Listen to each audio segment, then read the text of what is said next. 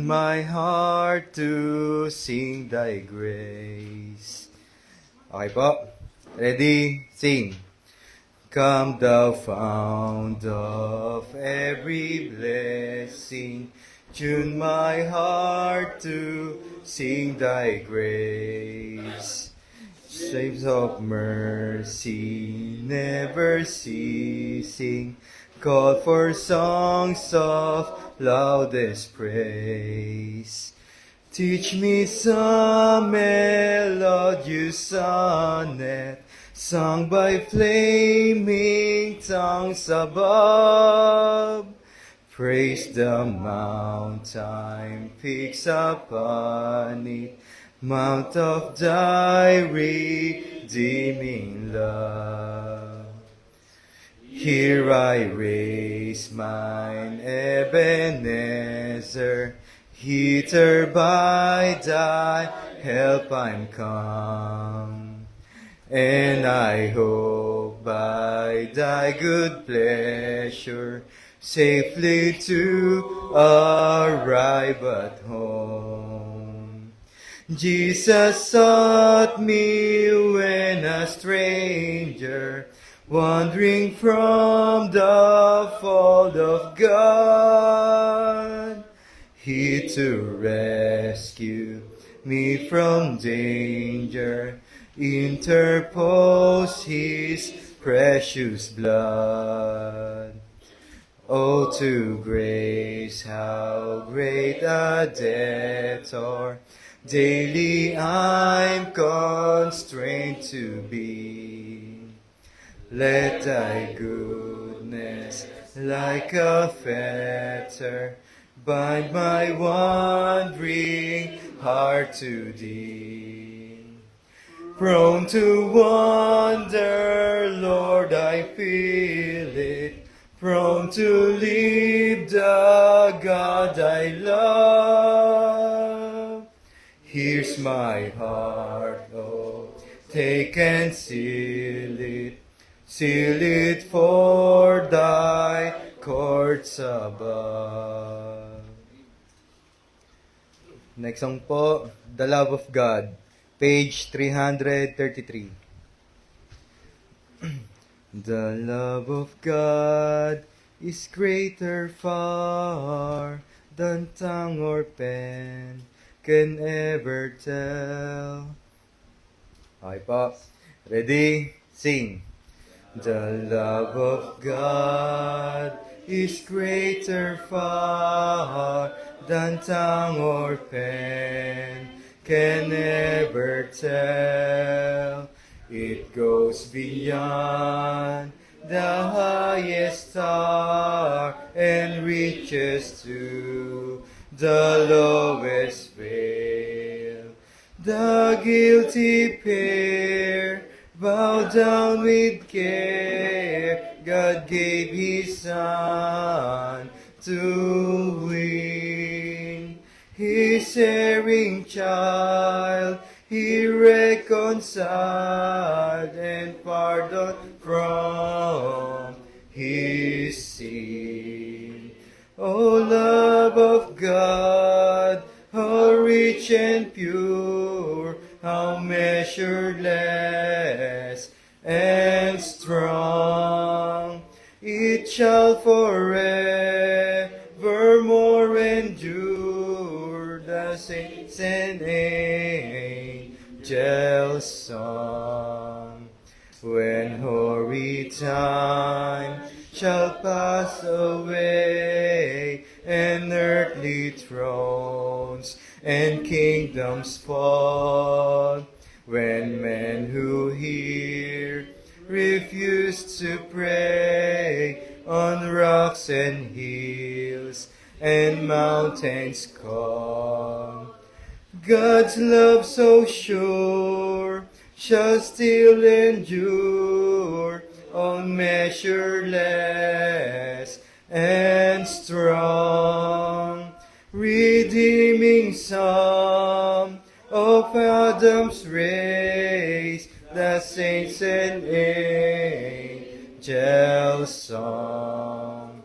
O love of God, how how rich and pure, how measureless and strong. It shall forevermore endure, the saints and angels' song. The ocean feel, and were the skies of parchment made, where every stalk on earth a quill, and every man a scribe by trade, to write the love of God above, would drain the ocean dry, nor could the scroll contain the whole that stretched from sky to sky. O love of God, how rich and pure, how measureless and strong. It shall forevermore endure, the saints and angels' song. Amen. Kasi kayo mga kapatid, tayo mga pamana, prayer ni Brother Bonnie.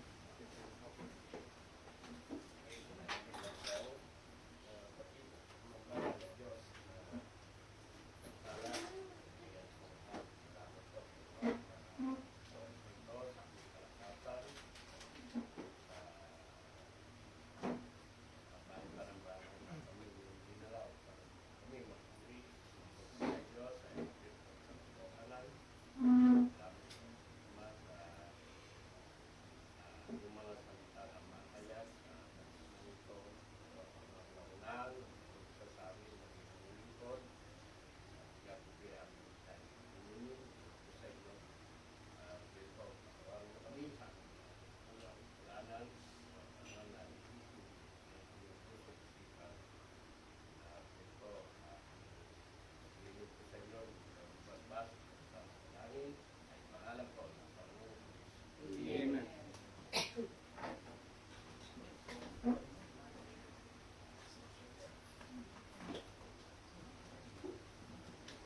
Gandang umaga po sa ating lahat. Let's continue our scripture reading from the book of Psalm, chapter 112.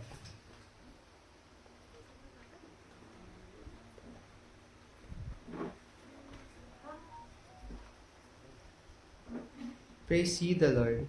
Blessed is the man that feareth the Lord, that delighteth greatly in his commandments. His seed shall be mighty upon earth. The generation of the upright shall be blessed. Wealth and riches shall be in his house, and his righteousness endureth forever. Unto the upright there ariseth light in the darkness. He is gracious, and full of compassion, and righteous.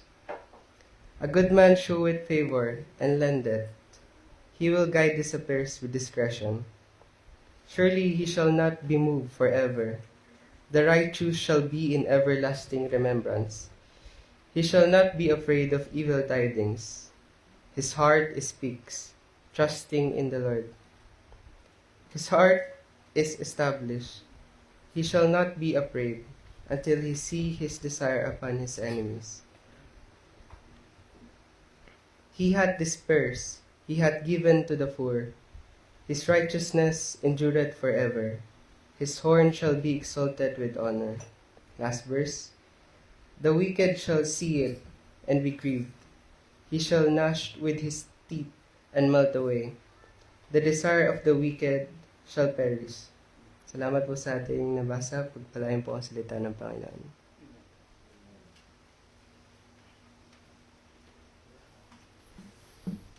The song po, page 19, song number 19, Holy, Holy, Holy. Holy, holy, holy, Lord God Almighty. Okay po. Ready? Sing. Holy, holy, holy, Lord God Almighty. Early in the morning, song shall rise to thee. Holy, holy, holy, merciful and mighty, God in three persons, blessed Trinity. Holy, holy, holy, all the saints adore thee, casting down their golden crowns around the glassy sea. Cherubim and seraphim falling down before thee, who wert and art and evermore shall be. Holy, holy, holy, though the darkness hide thee, though the eye of sinful man thy glory may not see, only thou art holy, there is none beside thee, perfect in power, in love and purity. Holy, holy, holy, Lord God Almighty, all thy works shall praise thy name in earth and sky and sea. Holy, holy, holy, merciful and mighty, God in three persons, blessed Trinity. Amen.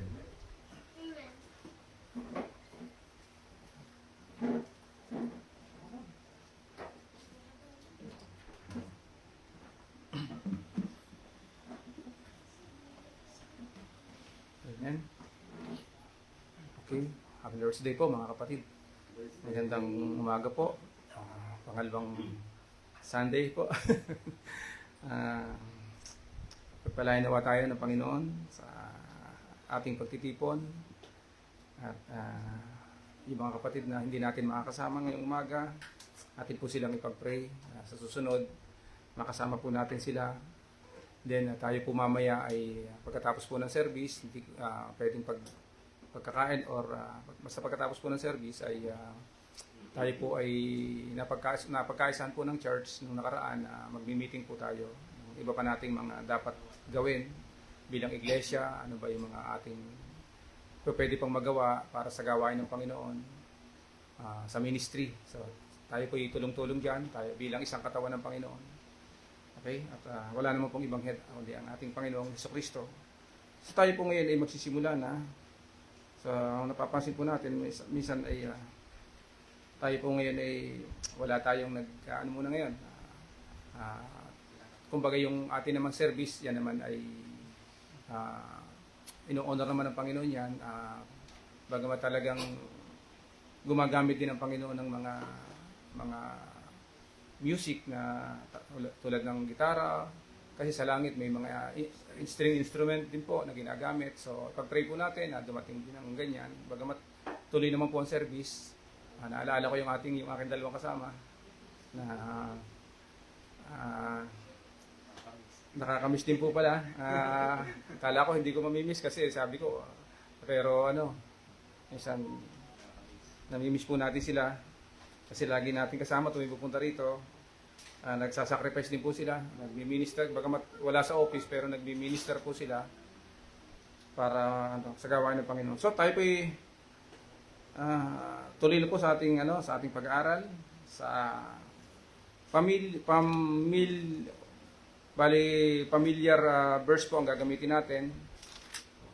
At tayo po ay gaya po ng ating unang ang dati po ay ang ginamit natin ay ang ating topic dati po ay the forerunners of Christ, walang iba kundi si John the Baptist, na natutunan po natin ang mga prophecy tungkol sa kanya na siya pala yung magpiprepare ng daan ng Panginoon at siya rin yung may authorized na magbaptize ng mga panahon niya. At makita natin yung mga ginampanan niya, tinataas niya lagi ang pangalan ng Panginoong Kristo. So yan po yung forerunner ng ating Panginoon. Ngayon, pag-aralan po natin yung kadugsong din po, continuation, ang ating pong title na Continuation and Succession in the Ministry. So, para mag-continue ang church ng Panginoon, ang ministry, so nangangailangan siya ng succession. So, yan ang design po ng Panginoong Hesukristo sa kanyang iglesyang itinatag nung siya nasa public ministry na magpapatuloy, at para magpatuloy, may succession. Pag sinabing continue, dire-diretso hanggang sa bumalik siya. Pero paano mangyayari yon? Kinakailangan may nagpapasa, may successor. Kumbaga sa isang ipinapasa ang kayamanan, papasa-pasa ngayon, salin-salin. So may authority. Isang nagpapatuloy pero kinakailangan ng may authority, pinapasa. So ang ating pong sa Matthew chapter 28, matatalakay po natin dito ng husto yung verse 20. Pero babasahin ko muna po yung from 18. And Jesus came and spake unto them, saying, All power is given unto me in heaven and in earth.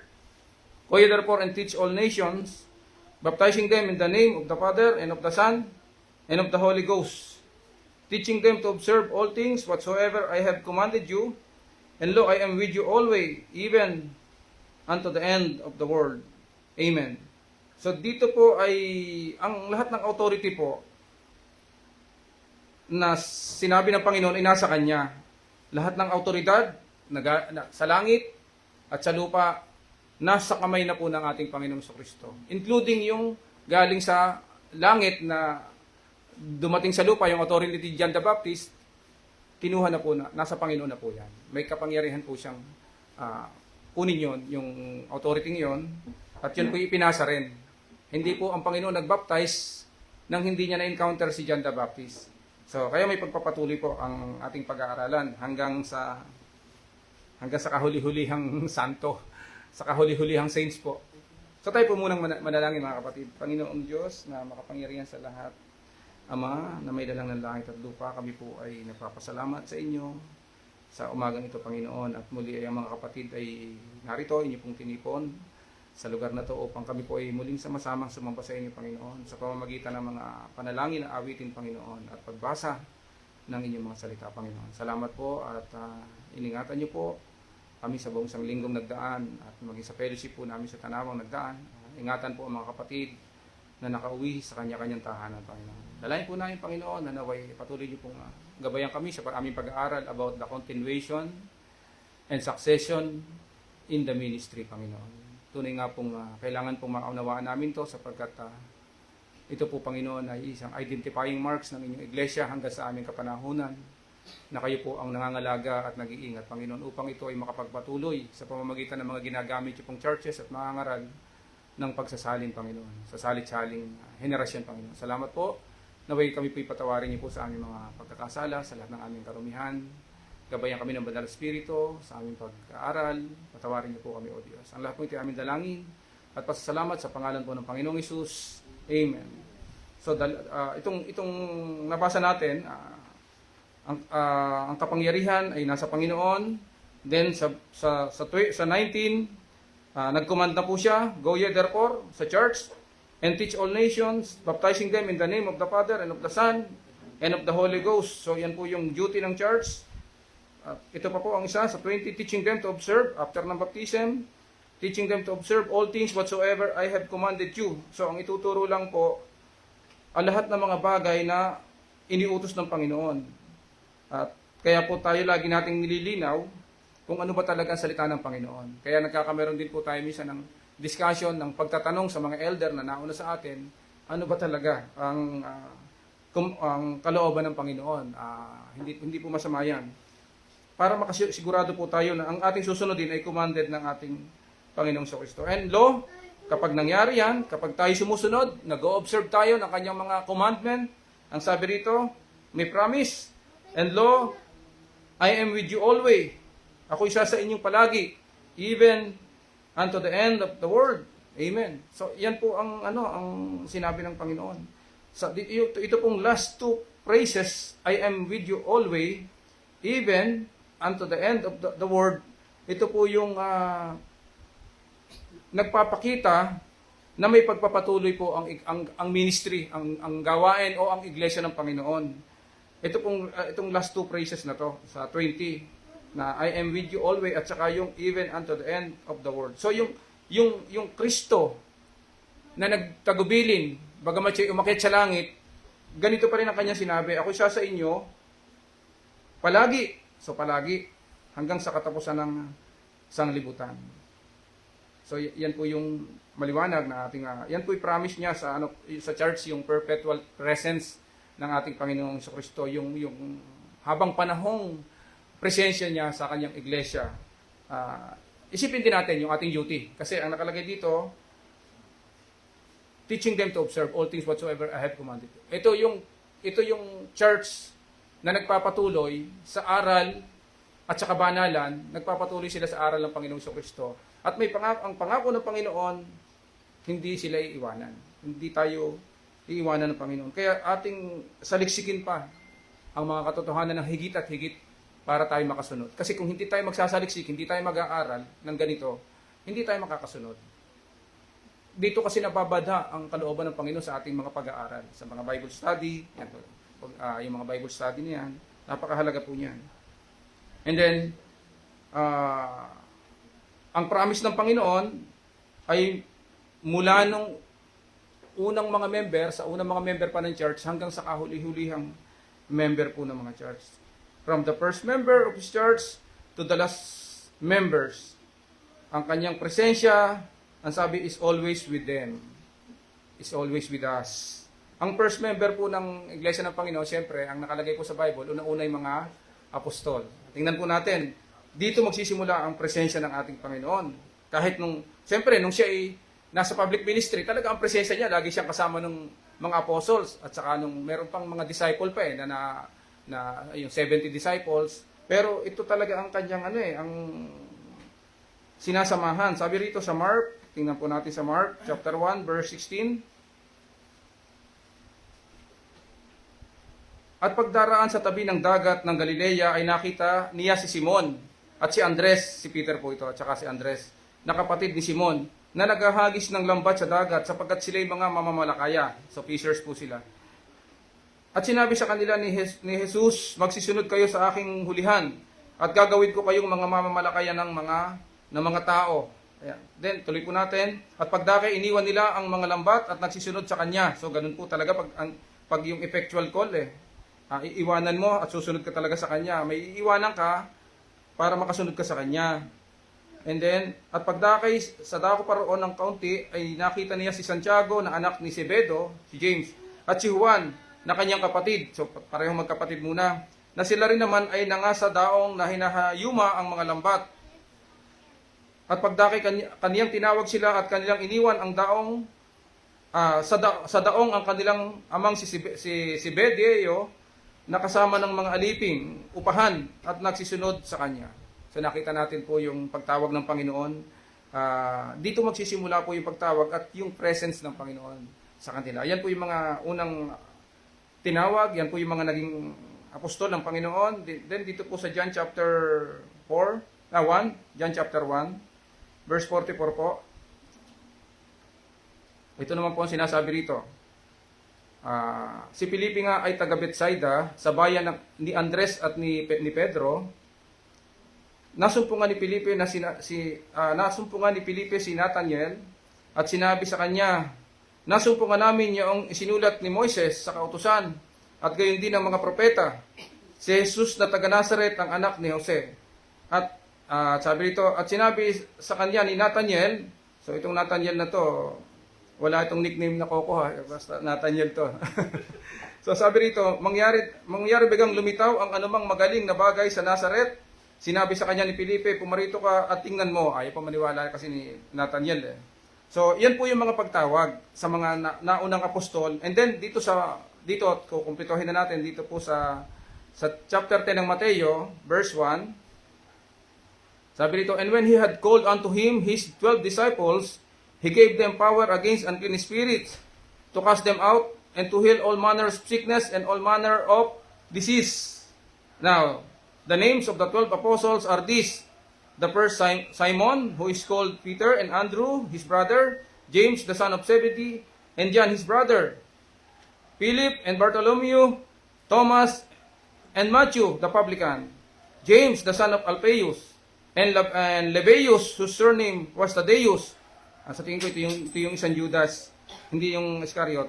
Then, Simon the Canaanite, and Judas Iscariot, who also betrayed him.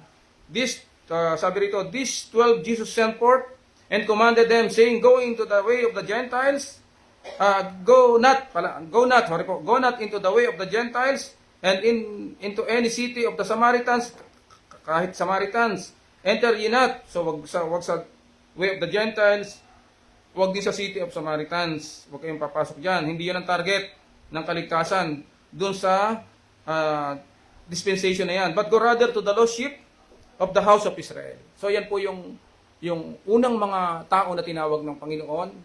Yan po ang mga apostol. At dyan po ang presensya ng Panginoon nagsimula. Hindi sila iiwan. Hanggang sa mga susunod na mga member po ng church. Yan po yung pangako ng Panginoon. Mula sa unang member ng kanyang iglesia hanggang sa last trump, sasamahan niya ng Panginoon. Doon sa nag-o-observe ng all things whatsoever the Lord command them. Doon po siya, yung presensya niya, sabi niya, Lo, I am with you always, even unto them. Kaya kung makikita nyo, yung Laodicea, nasa labas na ang Panginoon ng pinto ng church ng Laodicea. Kasi nga, ang Laodicea, humihiwalay eh. Kaya nga dapat tayo, mag-observe ng mga commandments ng Panginoon para mapasa atin yung pangakong yan. Bagamat may preservation and perseverance. At lahat ng mga iglesyang medyo nalilihis, binababalaan niya ng Panginoon. At karamihan naman, yung iba nakakabalik, yung iba naman, talagang salvation na lang ang issue.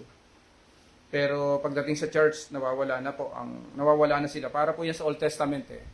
Yung nung mawala yung kaba ng tipan dahil nagkameron ng battle, tinalo po ang Israel, napapunta sa Palestine.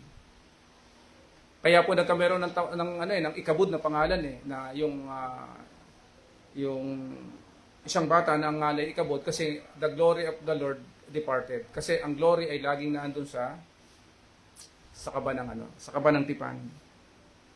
So, hanggat ang mga Israelita ay sumusunod sa Panginoon, ang presensya ng Panginoon ay sumasa kanila. Yan po yung dapat din natin So, from the first member of the church, sinamahan po yan ng Panginoon. Hanggang sa ating kapanahunan po. Kaya habag lang po ng Panginoon mercy lang na tayo ay nakakapagpatuloy sa mga doktrina ng mga apostles. Habag lang po yan. Hindi natin kaya yan Kasi halos lahat ayaw nitong ating turo. Ayaw ng ating practice. Sa kanila, walang katorya-torya tayo, walang buhay. So, ganyan ang Pero tayo ay kinahabagan lang po ng Panginoon, mga kapatid. So, sa una, then sa huling, yung huling member ng church, ito po ay mangyayari, ang pagsama ng Panginoon, doon sa last trump. Sabi po rito sa 1 Corinthians chapter 15, verse 51, hanggang dito po, hanggang nasa earth tayo. Lalo na po pagkakakinuha na tayo. Sabi po rito, behold, I shew you a mystery. We shall not all sleep, so hindi tayong lahat ay mamamatay, but we shall all be changed. In a moment, in the twinkling of an eye, at the last trump, for the trumpet shall sound, and the dead shall rise incorruptible, and we shall be changed. For this corruptible must put on incorruption, and this mortal must put on immortality. Yan pong event na yan sa future, hanggang dyan po sasamahan tayo ng Panginoon. Ang kanyang mga saints, ang kanyang iglesia. Yan po ang presensya ng Panginoon. Ganon din po sinasabi sa 1 Thessalonians chapter 4 verse 16. Hanggang dito po yan. For the Lord himself shall descend from heaven with a shout, with the voice of the archangel, and with the trump of God, and the dead in Christ shall rise first. Then we which are alive, parang inulit lang yun sa 1 Corinthians chapter 15, and remain shall be caught up together with them in the clouds to meet the Lord in the air, and so shall we ever be with the Lord. Lalo na pagbabalik niya. So kung sa panahon ng itinatag niya ang kanyang iglesia ay hindi tayo iniwan ng Panginoon, hanggang sa muling pagbabalik niya, naandun pa rin ang presensya ng Panginoon. Paano baka magtanong kayo, di ba umakyat siya sa langit? At ang church ay naiwan sa lupa.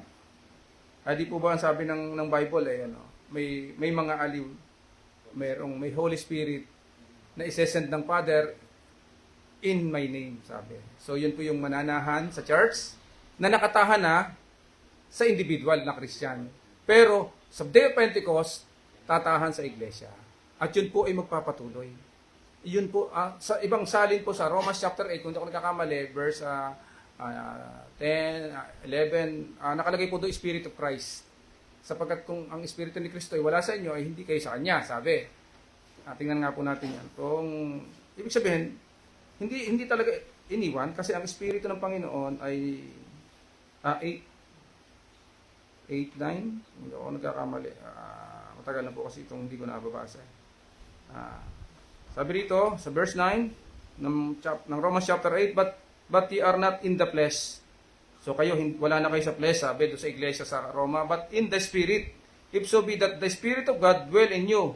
So yung Spirit of God, tumatahan sa inyo, sa church. Now, if any man, individual, now if any man have not the Spirit of Christ, tingnan nyo ha, sabi rito, if any man have not the Spirit of Christ, he is none of his. So, pero pagka tayo kay Kristo, ang Espiritu niya ay nananahan sa atin. At tinatawag din namang Spirit of God. Kasi ang Panginoong Kristo ay God. Iyan po ang katunayan na ang presensya ng Panginoon ay nagpapatuloy sa kanyang iglesia. Yung kanyang pagkalinga. Yan. At siyempre, sa muling pagbabalik po ng Panginoon, ang church po kasi ay may paniniwalang church ang dadagitin, ang irarapture.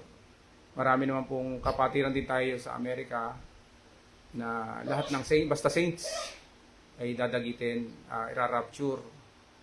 Ang natutunan ko po, ang naipasa sa atin ay ang rapture sa pagbabalik ng Panginoon ay yung faithful, mga faithful saints. Diyan medyo siguro hindi nagkakapare-pareho pa rin diyan sa faithful saints. May stand na sa church lang yung faithful saints. May stand naman na may mairarapture din sa labas ng iglesia na mga saints din na faithful. Meron namang sa church lang talaga ang stand. Meron namang lahat ng saints.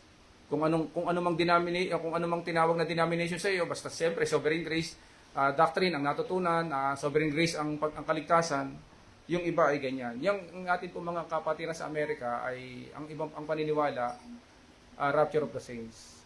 Sa atin po medyo maingat, rapture of the faithful. Ganun pa man ay babalikan tayo ng Panginoon. Babalik po ang Panginoon.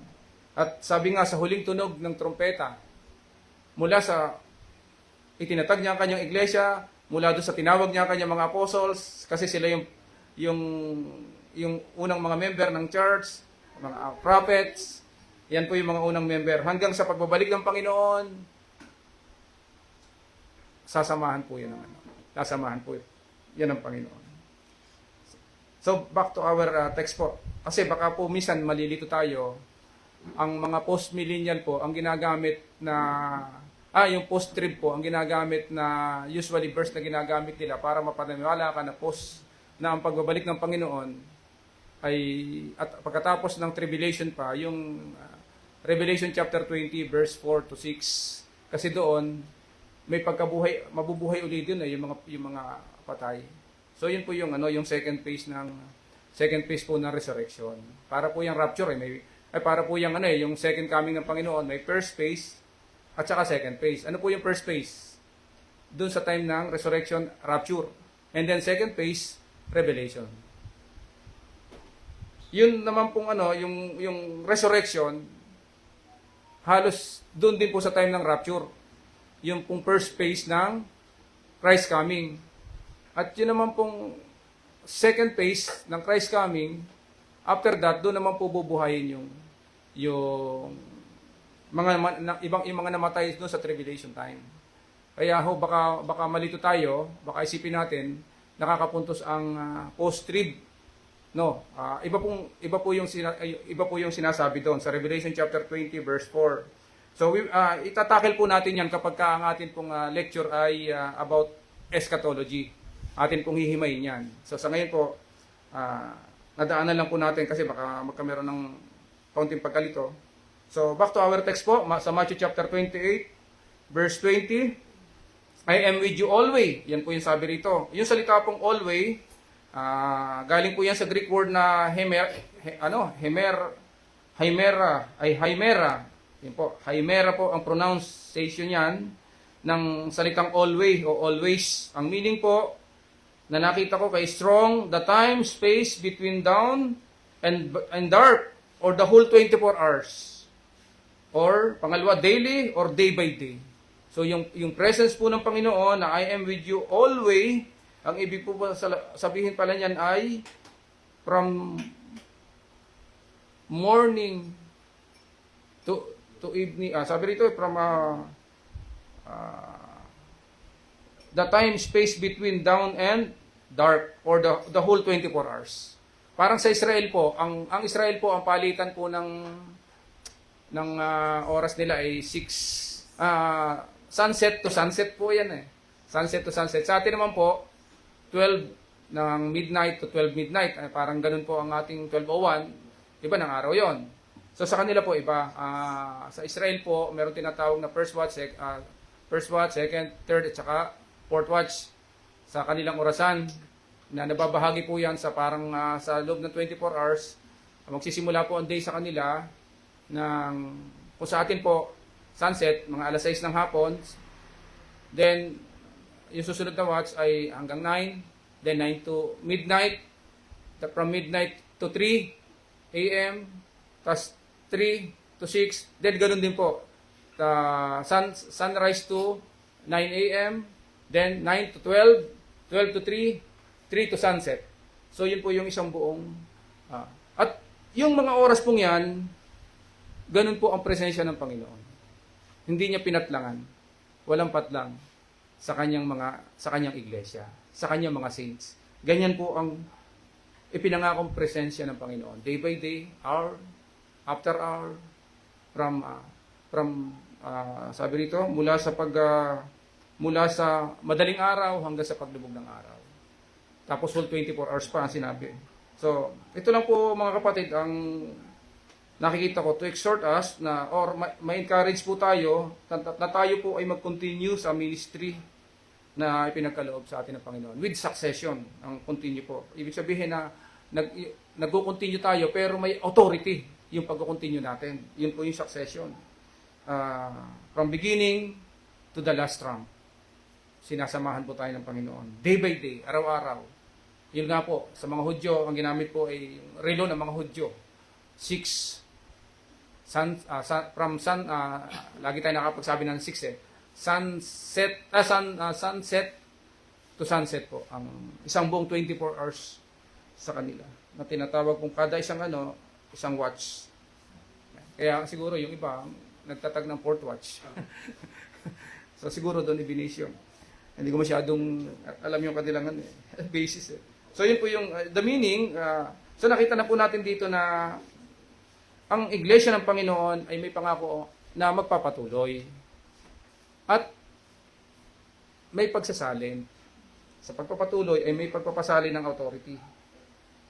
At ang sabi po ng Panginoon, habang nagpapatuloy ang mga churches, ay hindi tayo iiwanan.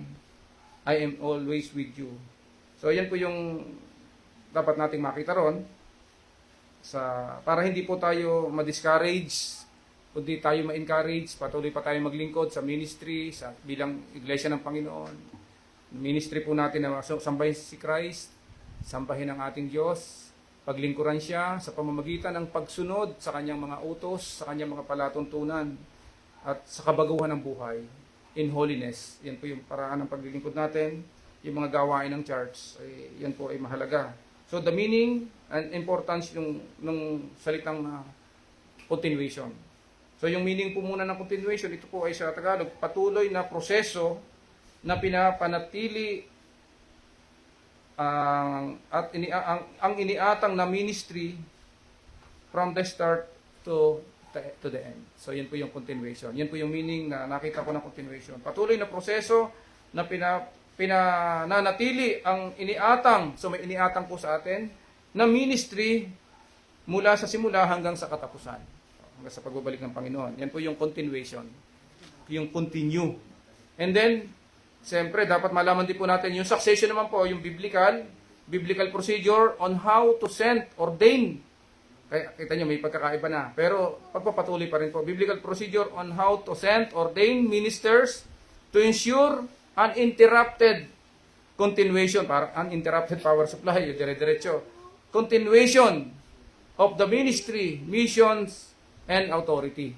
So, kaya nga, dapat may continuity with succession po ang church. Pagpapasa as a successor, pinapasa mo yung authority, ipinapasa mo yung doktrina sa susunod na salin lahi ng iglesia, ipinapasa mo yung mga practices hanggang sa pagbabalik ng Panginoon. At ang sabi ng Panginoon, kung tayo nagpapatuloy, meron tayong continuity, meron tayong succession, I am with you always, even unto the end of the age, or unto the end of the world. Yan po yung gagawin ng Panginoon sa atin. Tingnan po natin, mag-ano po tayo, habang tayo po mga kapatid ay naghihintay sa pagbabalik ng ating Panginoong Kristo, tingnan po natin yung ilang supporting text kung ano ang dapat nating gawin bilang iglesia na dapat tayo magpatuloy dito sa mga bagay na to. Sa Luke chapter 13, verse 34 po, tingnan po natin.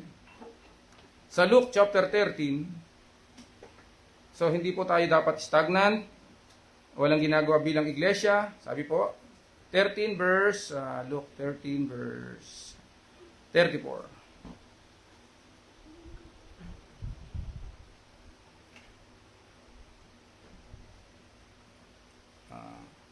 Luke 13, parang Mark, sorry po mga kapatid, kaya pala sabi ko bakit Jerusalem. Mark chapter 13 verse 34, yun po pala, sorry po mga kapatid.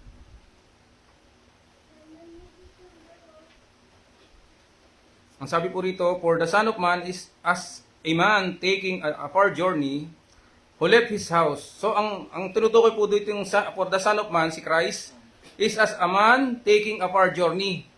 So, ito pong Son of Man na to, may pinuntahang malayo. Nanirahan sa ibang lupain, walang iba kundi ang heaven. Who left his house. So, iniwan ang kanyang bahay. Sino po ba ang bahay ng house of God? Walang iba kundi ang iglesia ng Panginoon. Who left his house and gave authority to his servants and to every man his work. Yan, particular, iglesia pa rin po yan. And commanded the porter to watch, yung pastor, magwa-watch po siya. Siya po yung mangangalaga. So, sabi rito, gaya ng isang tao na nanirahan sa ibang lupain, na pagkaiwan ng kanyang bahay, at pagkabigay ng kapamahalaan, so may authority na ibinigay ng Panginoon. From Matthew chapter 28, verse 18 to 20, na pagkabigay ng kapamahalaan sa kanyang mga alipin, tayo, sa bawat isa'y ang kanyang gawain. So binigyan ng ang bawat isa. Talagang bawat isa palang member ng katawan ng Panginoon, kinakailangan mag-function. May function tayo. Walang hindi magpa-function, sabi ko. And then, at nag-utos din naman sa bantay pinto na magpuyat. So may bantay pinto naman. Tumutukoy naman po yan doon sa mga ginagamit ng servants, especially yung mga elder or deacon. Kung walang elder, siya po yung nagbabantay, tagapagbantay po sila. So, for the Son of Man, earthly ministry to heaven, pumunta sa par journey, then he left his house, the church. Tingnan po natin itong house na to sa 1 Peter chapter 2 verse 5. Ayan. Ye also as a lively stones are built up a spiritual house, an holy priesthood to offer up spiritual sacrifices acceptable to God by Jesus Christ. So ito pong church na to, sabi po rito, are built up a spiritual house. So ayan. Spiritual house po. At holy, sabi po rito, unholy priesthood, para mga saserdote, to offer spiritual sacrifice. Ito pong church na to ang makapag-offer talaga ng tamang spiritual sacrifices sa harap ng Panginoon. Tamang puso, tamang espiritu, tamang pagsunod sa command ng Panginoon, tamang pamumuhay sa gitna ng liko at madilim na sanglibutang ito. And then sabi rito, at ang ating dapat offer, pagka tayo nag-o-offer bilang mga holy priesthood, acceptable to God by Jesus Christ. Wala po tayong i-offer sa Diyos na po pwedeng i-accept ng Panginoon kung hindi sa pamamagitan ni Kristo. Lahat ng ating gagawin, command ng Panginoon. Guided ng Panginoon, guided ng Holy Spirit. Yan po yung paraan ng pag-o-offer ng sacrifice. Hindi po tinatanggap pag maling sakripisyo, pag maling offer, kahit sa Old Testament. At ang nag-o-offer po niyan, yung mga lehitimong saserdote na tinatawag silang spiritual house. So, yung spiritual house na yan, siya po yung mag-o-offer.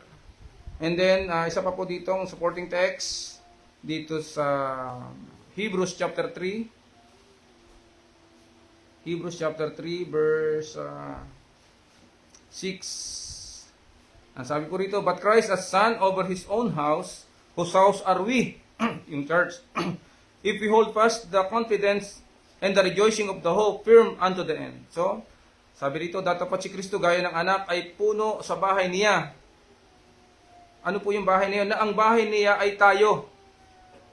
Kung ating iingatang matibay ang ating pagkakatiwala at pagmamapuri sa pag-asa natin hanggang sa katapusan. Ang palatandaan naman ng bahay ni Kristo, ng ating Panginoon, ay para masabi natin tayo, kung ating ingatang matibay ang ating pagkakatiwala at pagmamapuri sa pag-asa natin hanggang sa katapusan. Kaya nga, hanggang iingatan tayo ng Panginoon hanggang sa katapusan, at ang palatandaan niya, nag-iingat din ang church hanggang sa katapusan. Hindi tayo nawawala sa doctrine, nawawala sa practices, hindi tayo nag-Arminian or nag-false religion ang ating mga gawain. So, stick tayo sa mga commandment ho ng Panginoon. Kaya, sasaliksikin po natin yan para tayo makasunod. Pag-aaralan natin, kasi kung hindi natin sasaliksikin at hindi natin mapapag-aralan, paano natin masusunod yan? Yan. And then dito po sa isa pang talata, gagawin po natin tatlong supporting text nitong house of God na who left his house, the church. 1 Timothy chapter 3 verse 15.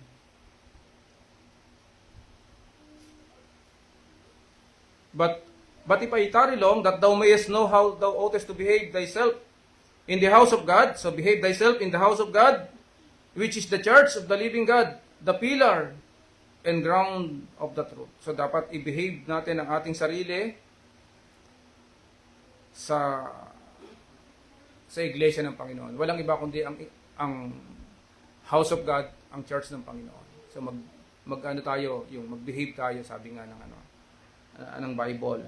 Kaya minsan tinuturo din po natin na siyempre ang tinutukoy po dito si Timothy. Siya po yung magtuturo dito sa church.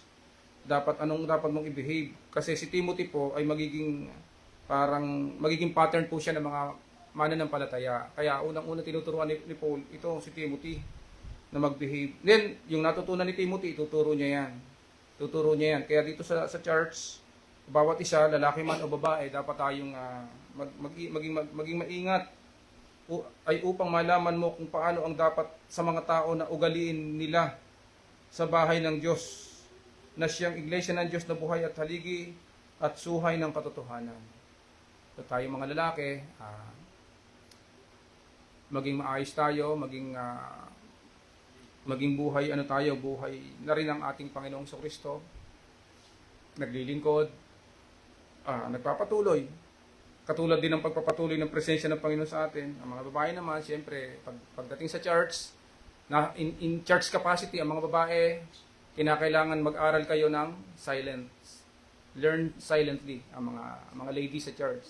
Hindi malulugod ang ating Panginoong Kristo kapag ang mga lady, mga women sa church ay pinangungunahan ang mga lalaki.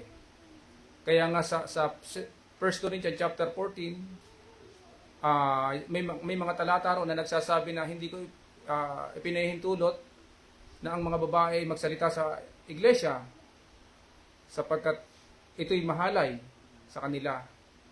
So, hindi sila talaga pwedeng mag-participate pagdating sa discussion about especially the doctrine and practices of the church. Sila yung mag-aaral na matuto ng tahimik in church capacity. Hindi ko naman sinasabing pag wala na ang church, yung tawag doon, adjourn na yung service natin, pero hindi pa rin talaga sila nakadesign sa pangunahan ang mga lalaki sa church.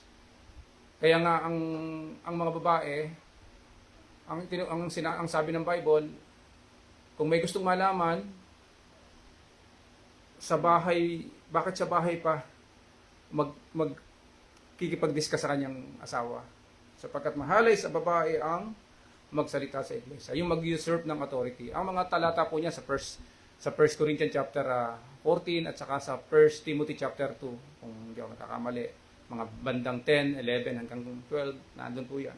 So doon po natin mababasa. Tayo naman mga lalaki, gawin din natin yung ating tayo naman ang ginagamit ng Panginoon para sa mga doktrina, sa mga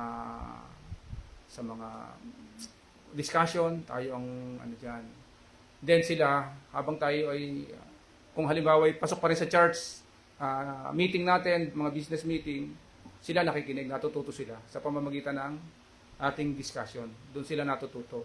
Yan talagang design ng Panginoon sa iglesia ng Panginoon.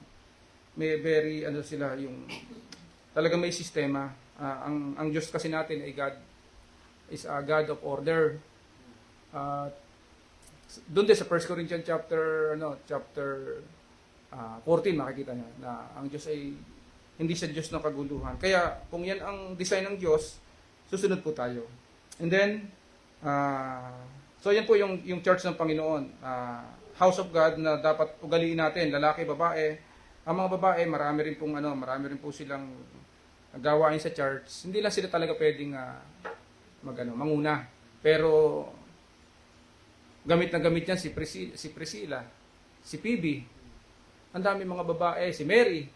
So marami sila, pwede sila maglingkod, hindi lang sila pwedeng mag-usurp ng authority sa ating mga lalaki, pero pwede maglingkod. Pwedeng tumanggap ng lahat, preparation, maraming support, kasi may ginamit din kasing hindi lang official sila, pero may ginamit ng servant sila eh. Ang nakalagay sa mga women, parang deaconess eh. Parang diconeia eh. Parang deacon din sa lalaki. Kaya lang, ang deacon sa lalaki, may officer.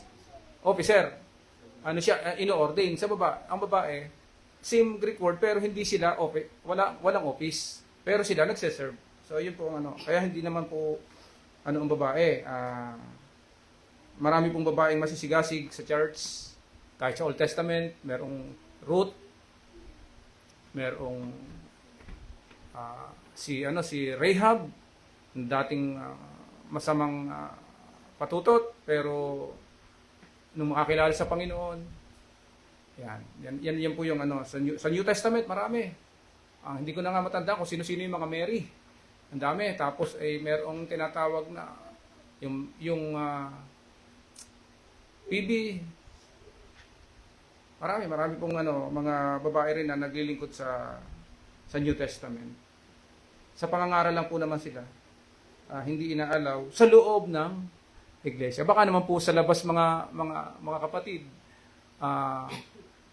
Tatanungin kayo sa labas ng inyong mga kasama sa trabaho, paano ka naligtas. Baka naman hanggang doon ay tahimik tayo. Hindi po. Pag sa labas po, pwede po kayong mag-share. Pwede po kayong mag-discuss sa kanila. Pwede po kayong mag-share ng gospel, kung paano nyo nakilala ang ating Panginoon, kung paano siya na-reveal sa inyo. Pwede po yung sabihin niya sa mga mga kaibigan, kamag-anak, mga magulang, kapatid. Sino mang tao na humihingi ng pag-asa na ang pag-asa niyo ay nasa atin, be ready to give an answer bilang member ng church. Hindi naman, dito lang po talaga sa church. And then,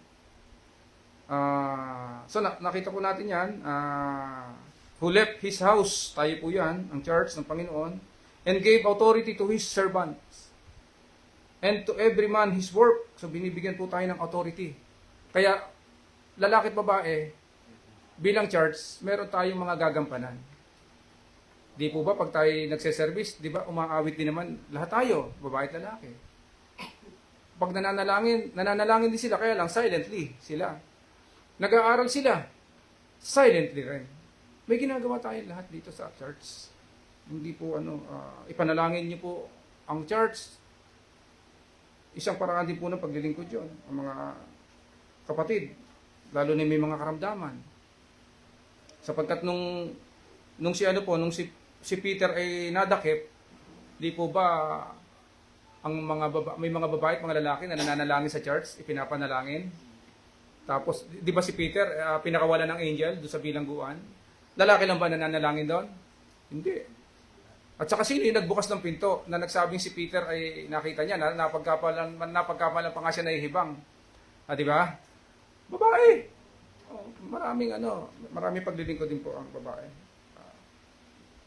So yan po mga kapatid ang nagbigay siya ng authority sa kanyang servant. At yung authority niyan, ayan, medyo maraming talata itong support, na nagbigay siya ng authority. Di ba kanina, ang lahat ng power and authority ay nasa Panginoon sa Kristo. Then, pinago, ang authority ay binigay sa church upang humayo, bumaptize, at mangaral uli ng mga binaptize. At yun nga, ang presence ng Panginoon ay sa kanila, sapagkat may continuity talaga at succession ng church. Ayan. Dito po, hindi lang po sa pangangaral binigyan ang church ng authority para magpatuloy, pati po yung authority, and gave authority to his servants. Yun, nandun pa rin po tayo sa Mark 13 verse 34. Nagbigay siya ng authority sa kanyang servants, walang iba kundi ang mga member ng church, ang church mismo. Ang discipline po ay authority ng church, hindi po yan authority ng elder, hindi po siya authority ng deacon, or hindi siya authority ng pastor. Ang discipline po ay ibinigay po sa church. Sa Matthew chapter 18, tingnan po natin, verse 17, titingnan po natin yung mga authority na iniwan sa church upang sila makapagpatuloy. Matthew 18, verse 17, sabi po rito, and if he shall neglect to hear them, tell it to the church. So parang ang church ang magja-judge, siya ang magdi-decide. But if he neglect to hear the church, let him be unto thee as an hidden man and a publican. Verily I say unto you, whatsoever ye shall bind on earth shall be bound in heaven. Ang church ang binibigyan nitong karapatang ito. And whatsoever ye shall loose on earth shall be loose in heaven.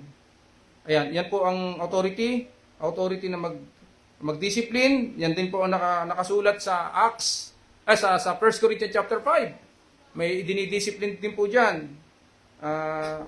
Ang discipline po mga kapatid ay hindi po yan parang yung galit tayo sa isang tao kaya natin dinidiscipline. Yan po ay pagmamahal eh. Sa Bible po, pagmamahal yan. Pag ikaw ay na-discipline ng church, ang discipline naman, hindi naman removal agad eh.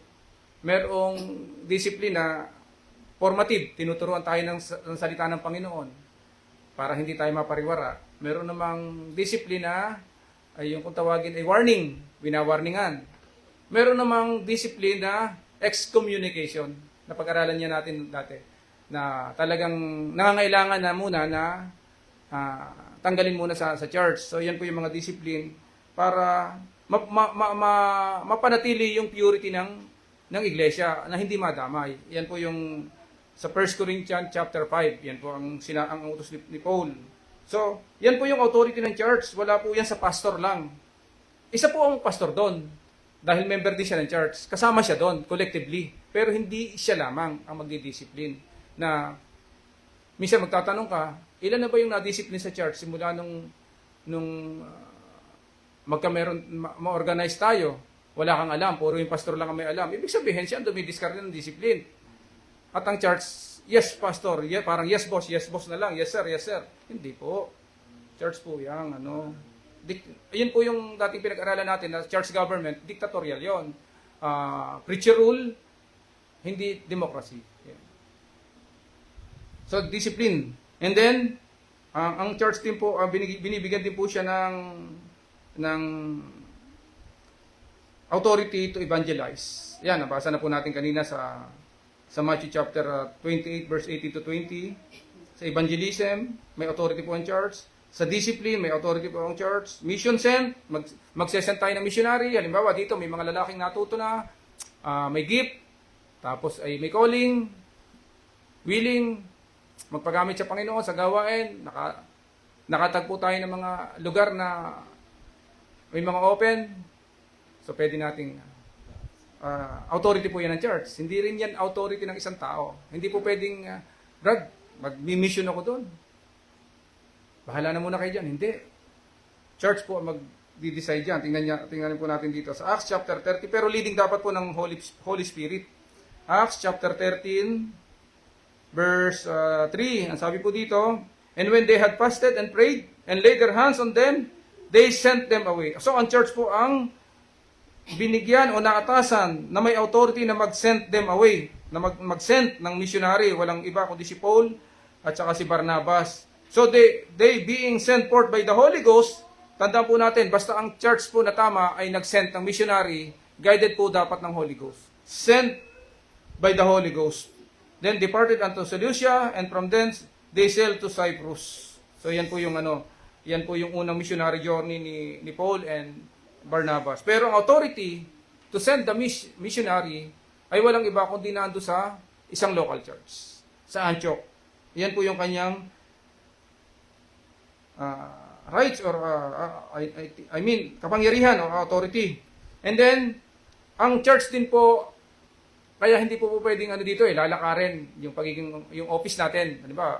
Meron ditong nakita nating matagal na, tapos gustong maging pastor, maging elder, o maging preacher, parang pupolitikahin, hindi po yun biblical. Ang nagsiselect po talaga, kung may halimbawa may pangangailangan tayo magkameron dito ng another elder, o halimbawa may kailangan tayong merong mga nakikita tayong mga Bible studies, missions na kailangan na, or deacon, hindi po niyo ako pwedeng lapitan at ako ang maglalagay sa inyo at gagamitin ko yung braso ko. Sino naman ako? Baka ako'y parusahan ng Panginoon. So, ang church din po yan. Yan po ay pag-uusapan, magmi-meeting po dyan ng church. At kung may request po ang bawat isa sa atin, na parang, Brad, parang may pangangailangan na tayong magkameron ngayon ito.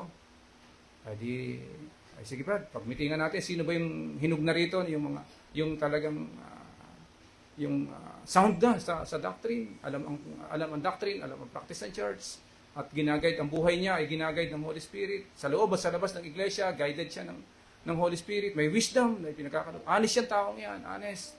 Wala yung mga record, wala yung So pag-uusapan ng church yan. Pag-pray, fasting pa nga. So selecting the officer of the church, nasa authority rin po yan ng church. Acts chapter 6, verse 3. Ang sabi po rito, wherefore, brethren, yung brethren, yung church po, look ye out among you, men of honest report, full of the Holy Ghost and wisdom, whom we may appoint over this business. Ayan. Ang pinahahanap po, may pangangailangan po kasi doon sa verse 1 and 2, pero ang pinapahanap po dito, ang magsiselect or magi-elect ay wala pong iba kundi ang church. Wala po sa kapangyarihan ng mga apostles or elders sila ang pipili. Kung tutusin, dapat hindi na sila nagpahanap sa church. Kasi mga apostles po yan eh. Pero iginalang pa rin po ng mga apostles ang authority ng iglesia ito sa Jerusalem. But we will give ourselves continually to prayer and to the ministry of the word. And the saying, please the whole multitude, kailangan ma-please mo ang church, dun sa iyong recommendation, dun sa iyong request, kahit apostol ka pa, o mga apostol pa kayo.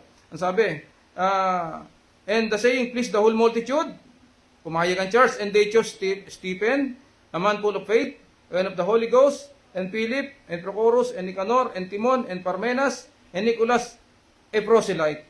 So yun ang whom they set before the apostles, isinet nila, ang church ang naglagay sa harapan ng mga apostles, para lang igawad naman yung ordination. And when they had prayed, they laid their hands on them. So ang elder, ang apostles, noong time na yon, ang naglayhan, sila ang nagpahanap, wala silang kapangyarihan. Hindi nila ginamit yung pagka-apostol nila para sila yung mag-pinpoint. So ganun din po ang mangyayari sa atin. Kung kakausapin natin ang church. Kung may pangangailangan at hinug na at sound na po, nasa kanya yung mga katangian, pagpapasyan po yan ng church. So church authority po yan. And then, and gave authority to his servants and to every man his work. Doon pa rin po tayo para magkameron ng continuity ang church ng Panginoon. Pati po yung church relief offering, mga kapatid. Authority pa rin po yan ng church. Tingnan niyo po dito sa Acts chapter 11.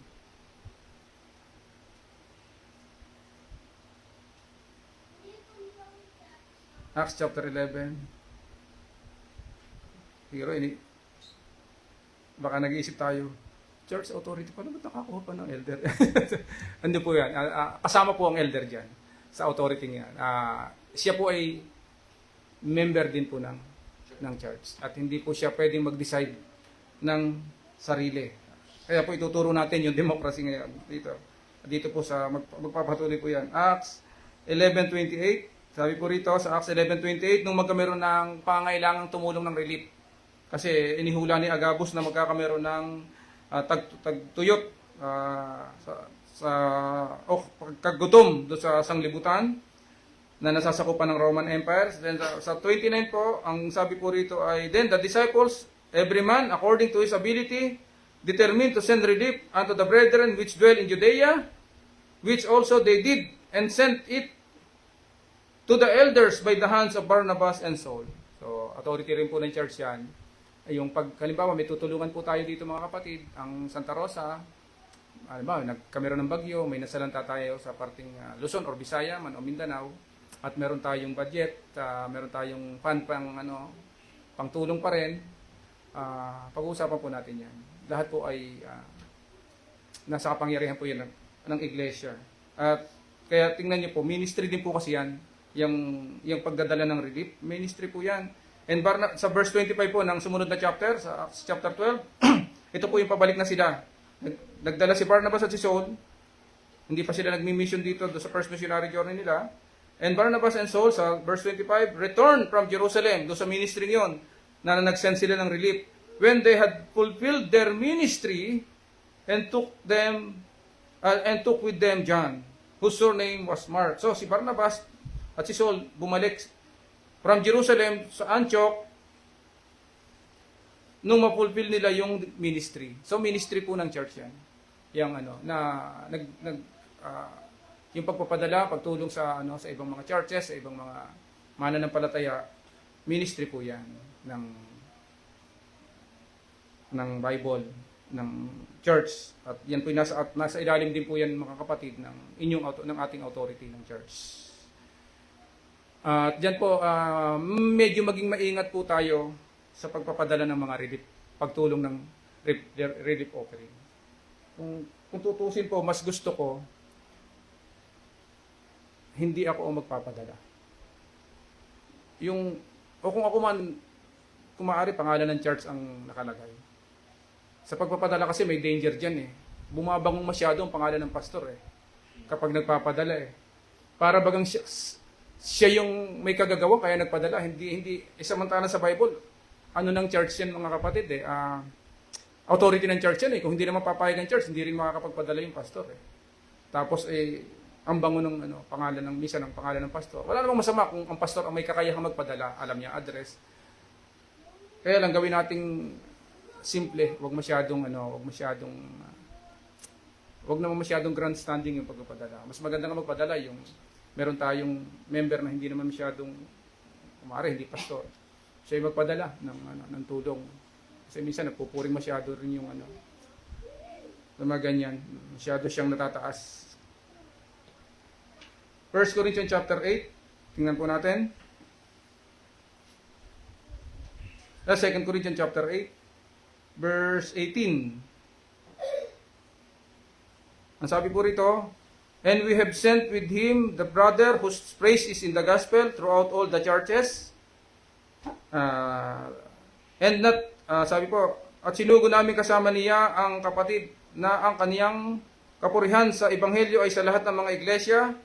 At hindi lamang gayon, kundi siya naman ang inihalal ng mga iglesia na maglakbay na kasama namin tungkol sa biyayang ito, na pinapangasiwaan namin sa ikaluluwalhati ng Panginoon at upang ipamalas ang aming sikap na iniilagan ito, na sino may huwag kaming isipin tungkol sa abuloy na ito na aming pinangangasiwaan. So yung pagbibigay po ng relief ng abuloy sa ibang mga churches, ito po ay pangangasiwa ng church. Tapos sabi dito, sapagkat inisip namin, sa verse 21, sa English ko po babasahin, providing for honest things, not only in the sight of the Lord, but also in the sight of men. Kaya po yung mga taong magdadala ng relief ng mga panahong yan, mga honest po ito. And we have sent with them our brother, whom we have oftentimes proved diligently. Subok na to sa maraming mga pagkakataon, in many things, but now much more diligent upon the great confidence which I have in you. 23, whether any do inquire of Titus, he is my partner, sabi ni Paul, and fellow helper concerning you, and our brethren be inquired of, they are the messengers of the churches and the glory of Christ. Mga messenger po sila ng mga churches. So na maingat po ang mga messenger dapat ng mga churches. Pagdating po sa relief offering sa iba't ibang mga churches. Pinipili ito mga taong honest at hindi nagmamalaki. Yung hindi nangaagaw ng glory sa Panginoon. Sa relief pa lang po yan, authority pa pala yan ng church eh. Kaya gusto lang nating liwanagin na once na may ang isang church ay tumulong, church po nagkaisa doon. Hindi po isang tao lang diyan ang gumawa noon. Pinagkaisahan po 'yan. Collectively pinagdesisyonan po 'yan ng church. Then ano pa ang authority niya? Church to church settlement or verification. Pinag-aralan po natin 'yon sa Acts chapter 15. Na kung may mga kailangan tayong i-verify, church din po pala ang diyan, ang involved. Hindi pala pwedeng halimbawa may isang member sa church, yan na lang ang magbe-verify. May imaselang na bagay. Salvation po ang issue dito. Tingnan po natin dito sa 1 Corinthians, Acts chapter 15, verse 2. Ang sabi po rito,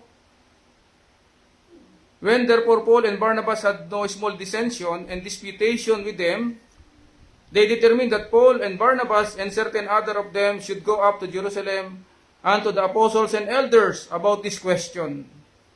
Ayan po, ang nag-determine po nito ay walang iba kundi ang church. They determined that Paul and Barnabas, sila po yung yung certain other na member po ng church sa Antioch, pupunta po doon sa Jerusalem para tingnan, i-verify or malaman kung totoo itong sinasabi ng mga circumcision na to, by circumcision, yung salvation by circumcision, and being brought on their way by the church. So ang church ang naghatid. They passed through Phoenicia and Samaria, declaring the conversion of the Gentiles. And they caused great joy unto all the brethren. And when they were come, so ang church ang nag-send, ang church ang nag-determine na may pumunta doon, mag-verify kayo. And when they were come to Jerusalem, they were received of the church. So, ni-receive ng church and of the apostles and elders. And they declared all things that God had done with them. Maliwanag po mga kapatid na maging sa church-to-church verification ay kailangan po pala church. Hindi rin isang tao ang bumabalikat niyan. Church sent, church received, church ang nagdetermine kung sino ang gustong isend.